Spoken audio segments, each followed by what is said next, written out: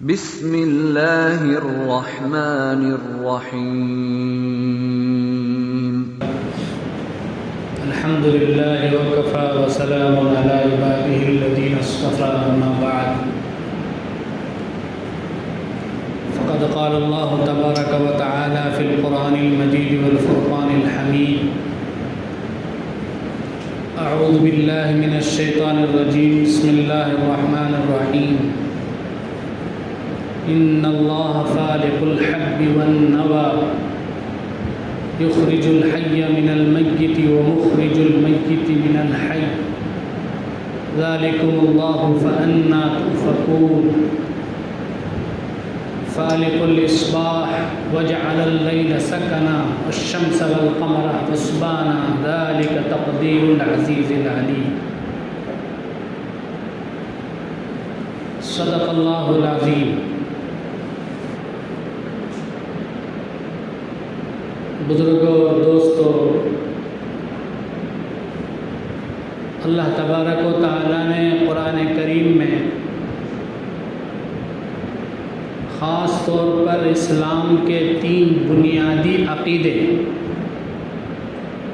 توحید، رسالت، بعث بعد الموت، ان تینوں عقیدوں کو اللہ تبارک و تعالیٰ نے قرآن کے اندر جگہ جگہ بیان کیا ہے اور ان پر مختلف قسم کے دلائل بھی اللہ نے بیان کیے. توحید کسے کہتے ہیں؟ صرف اللہ کو ایک ماننا، اللہ کے ساتھ کسی کو بھی شریک نہ کرنا، اللہ کے علاوہ کسی کو بھی عبادت کے قابل نہ سمجھنا. رسالت یعنی ہمارے نبی حضرت محمد مصطفیٰ صلی اللہ علیہ وسلم کو رسول ماننا، پیغمبر ماننا. بعث بعد الموت یعنی مرنے کے بعد دوبارہ زندہ ہونے کا عقیدہ رکھنا. یہ 3 عقیدے اسلام کے بہت ہی اہم اور بنیادی عقیدے ہیں، اس لیے اللہ نے جگہ جگہ اس پر دلائل بیان فرمائے. تو میں نے جو آیات کریمہ آپ حضرات کے سامنے تلاوت کی ہے، ان میں اللہ تبارک و تعالیٰ اپنی وحدانیت کے، اپنی توحید کے دلائل بیان فرمائے. جو بھی عقل مند آدمی تھوڑا بہت غور کرے گا وہ سمجھ جائے گا کہ اللہ کے علاوہ کوئی بھی عبادت کے لائق نہیں ہے.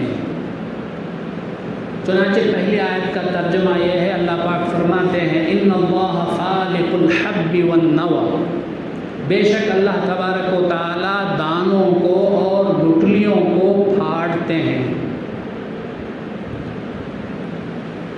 وَيُخْرِجُ الْحَيَّ مِنَ الْمَيِّتِ، بے جان چیز کو جاندار چیز سے نکالتے ہیں. وَمُخْرِجُ الْمَيِّتِ مِنَ الْحَيِّ، اور بے جان چیز کو جاندار چیز سے نکالتے ہیں، جاندار چیز کو بے جان چیز سے نکالتے ہیں. یخرج الحی من المیت، جاندار چیز کو بے جان چیز سے نکالتے ہیں. ومخرج المیت من الحی، بے جان چیز کو جاندار چیز سے نکالتے ہیں. ذالکم اللہ فأنا تؤفکون، یہی اللہ ہے، تم کدھر پھرے چلے جا رہے ہو. کیا مطلب ہے؟ کسان کھیت میں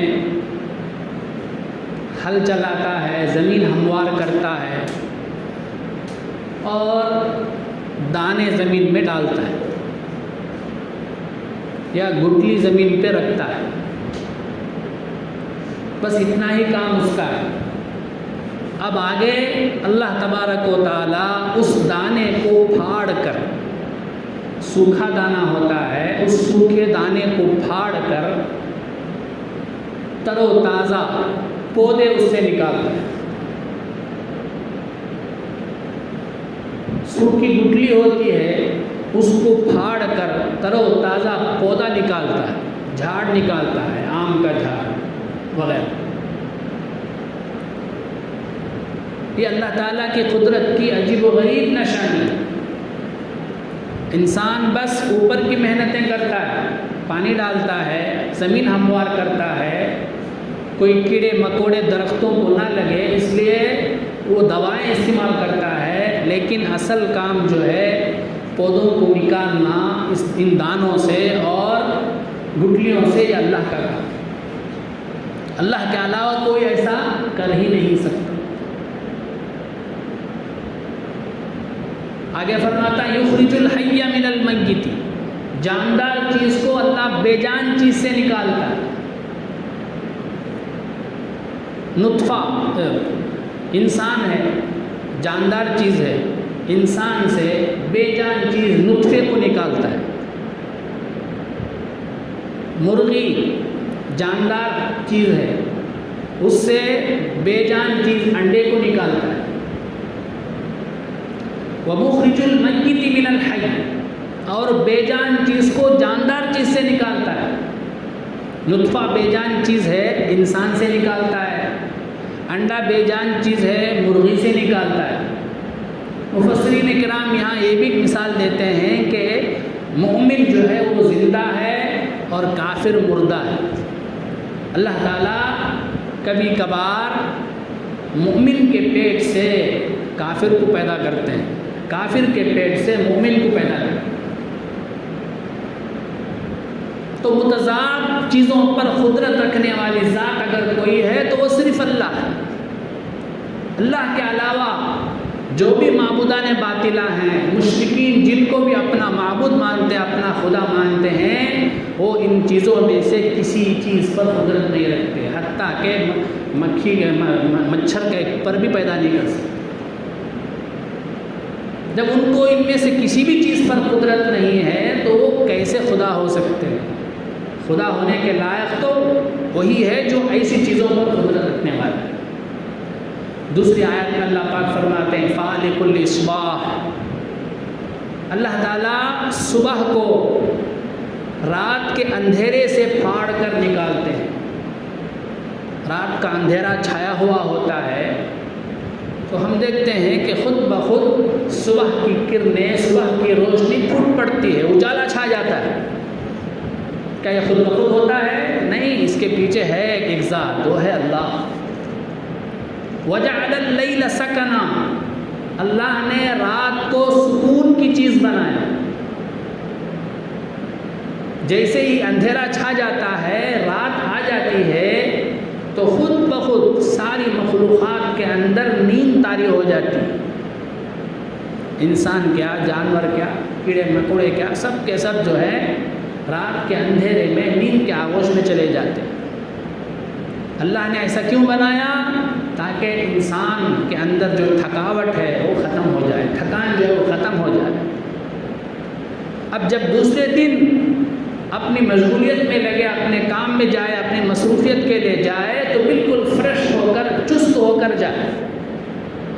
یہ اللہ کا عجیب و غریب نظام ہے۔ اللہ تعالیٰ کا ہم کو دی ہوئی بے مانگی نعمت، ہم نے نہیں مانگی یہ نعمت، لیکن اللہ نے خود بخود جیسے ہی رات آتی ہے ہم پر نیند کو مسلط کر دیتا ہے۔ جتنے بھی ہم جاگنے کی کوشش کریں جاگ نہیں سکتے، خود بخود نیند طاری ہو جاتی ہے۔ اللہ کی عجیب و غریب نعمت، بے مانگی نعمت۔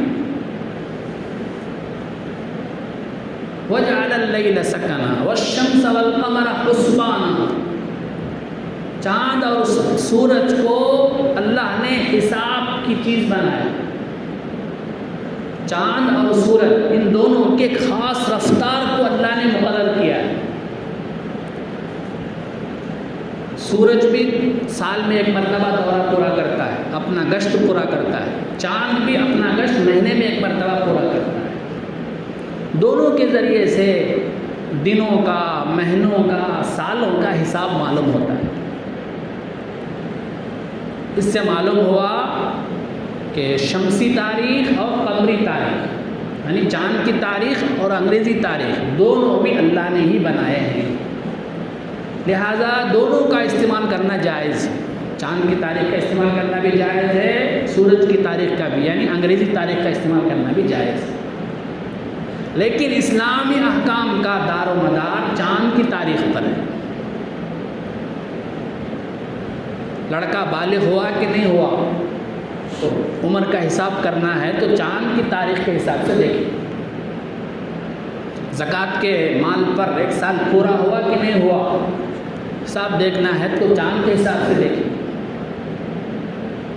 تو ہر معاملے میں اسلامی احکام کا جو بھی معاملہ ہے، اب ہمارا رمضان شروع ہوتا ہے چاند دیکھ کر شروع ہوتا ہے، رمضان ختم کرنا ہے تو چاند دیکھ کر ختم کرنا ہے، عید الفطر کرنا ہے تو وہ بھی چاند سے متعلق، حج کرنا ہے تو وہ بھی چاند سے متعلق ہے. تو اسلام کے جتنے بھی احکام ہیں ان تمام کا تعلق چاند کی تاریخ سے. اس لیے چاند کی تاریخ کا یاد رکھنا، اہتمام کرنا یہ ضروری ہے. انگریزی تاریخ کے جاننے سے بھی، انگریزی تاریخ کا استعمال تو جائز ہے لیکن ایسا اس کا استعمال کرنا کہ چاند کی تاریخ بالکل بھول جائیں یہ درست نہیں ہے. جیسے کہ آج کل ہمارا حال یہ ہے کہ ہم کو انگریزی تاریخ تو یاد رہتی ہے لیکن چاند کی تاریخ کیا ہے پوچھے تو معلوم نہیں ہو. رمضان میں تو معلوم رہتا ہے کیونکہ روزہ رکھتے ہیں، غیر رمضان میں پوچھے بھائی آج چاند کی تاریخ کیا ہے تو بہت سب کو معلوم ہی نہیں رہتا. ذالک تقدیر العزیز العلیم، یہ اندازہ ہے اس اللہ کا جو زبردست غلبے والا ہے، حکمت والا ہے.